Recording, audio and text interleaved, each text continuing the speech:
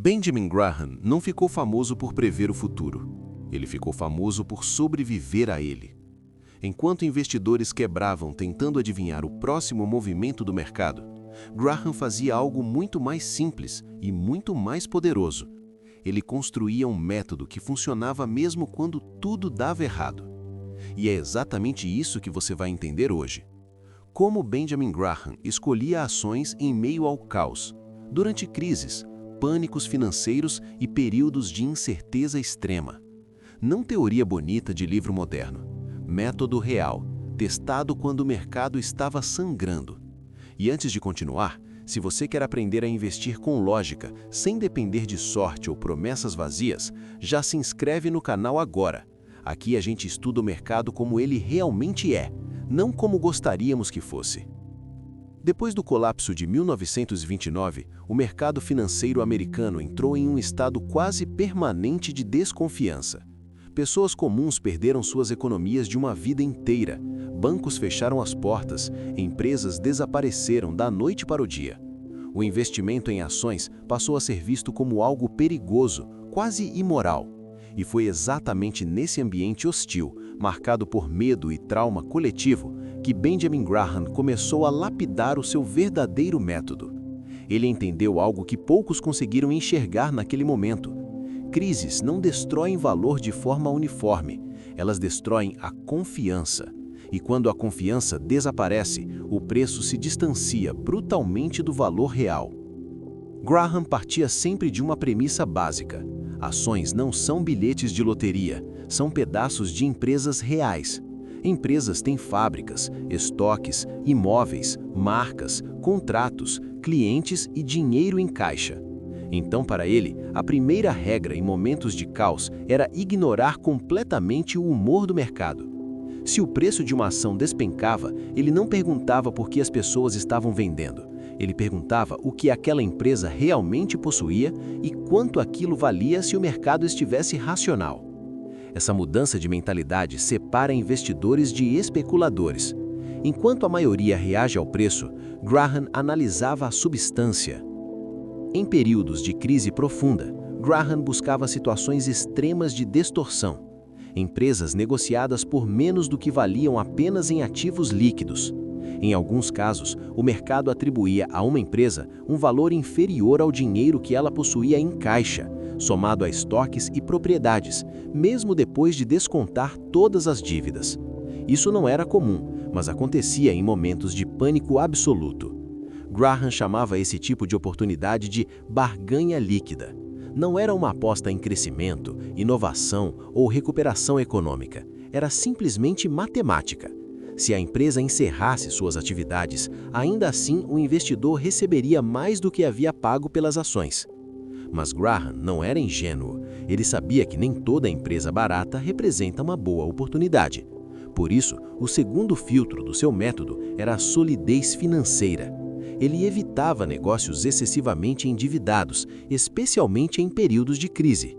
Dívida elevada em ambiente de incerteza funciona como uma bomba relógio. Qualquer queda adicional de receita pode levar uma empresa à insolvência. Graham preferia empresas sem glamour, muitas vezes entediantes, mas com balanços fortes. Negócios capazes de sobreviver a anos difíceis, sem depender de crédito ou de condições perfeitas de mercado. Para ele, sobreviver vinha antes de prosperar. Outro ponto essencial do método de Graham era a diversificação consciente.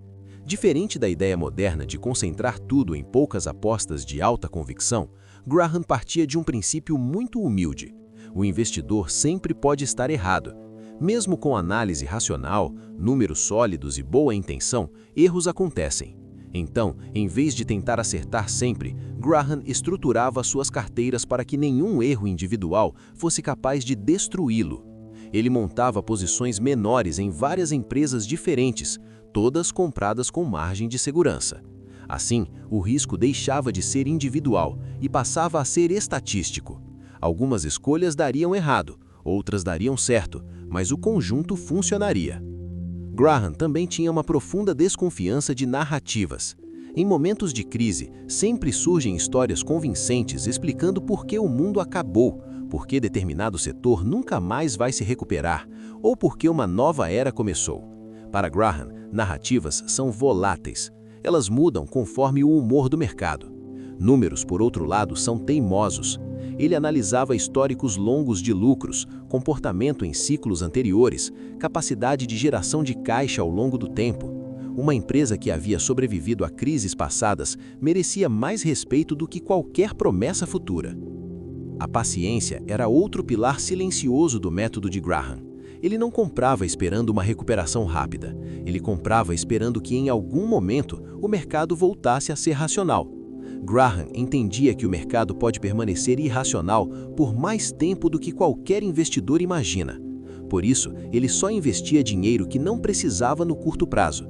Não havia pressa, não havia ansiedade, não havia necessidade de vender no pior momento. Essa paciência permitia que o tempo trabalhasse a favor do investidor, não contra ele. Um detalhe pouco comentado, mas extremamente importante, é que Graham não buscava genialidade. Ele buscava proteção contra o erro humano. Seu método não dependia de previsões macroeconômicas, não exigia timing perfeito e não precisava de informações privilegiadas. Ele aceitava a incerteza como parte do jogo e construía um sistema capaz de funcionar apesar dela. Isso é o oposto da maioria dos investidores, que tenta eliminar a incerteza e acaba sendo destruída por ela. Foi exatamente esse método que Graham ensinou aos seus alunos, e entre eles estava Warren Buffett. Buffett absorveu essa filosofia de forma profunda. Ele entendeu que investir não é sobre ser brilhante, é sobre ser disciplinado. Não é sobre prever crises, é sobre estar preparado para elas. Buffett aprendeu que o investidor não precisa saber o que vai acontecer amanhã, desde que esteja protegido caso amanhã seja pior do que o esperado. Essa é a verdadeira herança intelectual de Graham. Hoje, décadas depois, o mercado continua passando pelos mesmos ciclos emocionais. Euforia, excesso de confiança, medo e pânico se repetem de forma quase previsível. Tecnologias mudam, produtos evoluem, mas o comportamento humano permanece o mesmo.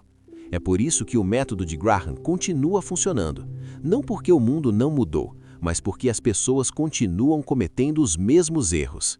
Se você aprende a investir como Graham investia em momentos de caos, você não precisa adivinhar crises, você simplesmente se prepara para elas.